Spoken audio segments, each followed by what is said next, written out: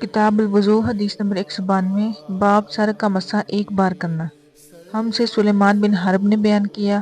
انہوں نے کہا ہم سے وہیب نے بیان کیا، ان سے عمر بن یحییٰ نے اپنے باپ یحییٰ کے واسطے سے بیان کیا،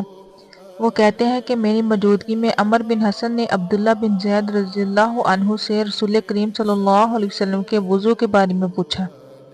تو عبداللہ بن زید رضی اللہ عنہ نے پانی کا ایک تشت منگوایا، پھر ان لوگوں کے دکھانے کے لیے وضو شروع کیا۔ پہلے تشت سے اپنے ہاتھوں پر پانی گرایا، پھر انہیں 3 بار دھویا، پھر اپنا ہاتھ برتن کے اندر ڈالا، پھر انہیں 3 بار دھویا، پھر اپنا ہاتھ برتن کے اندر ڈالا، پھر کولی کی اور ناک میں پانی ڈال کر ناک صاف کی 3 چولوں سے 3 دفعہ، پھر اپنا ہاتھ برتن کے اندر ڈالا اور اپنے منہ کو 3 بار دھویا، پھر اپنا ہاتھ برتن کے اندر ڈالا اور دونوں ہاتھ کہنیوں تک 2 بار دھوئے، پھر سر کا مسح کیا، اس طرح کہ پہلے آگے کی طرف اپنا ہاتھ لائے، پھر پیچھے کی طرف لے گئے،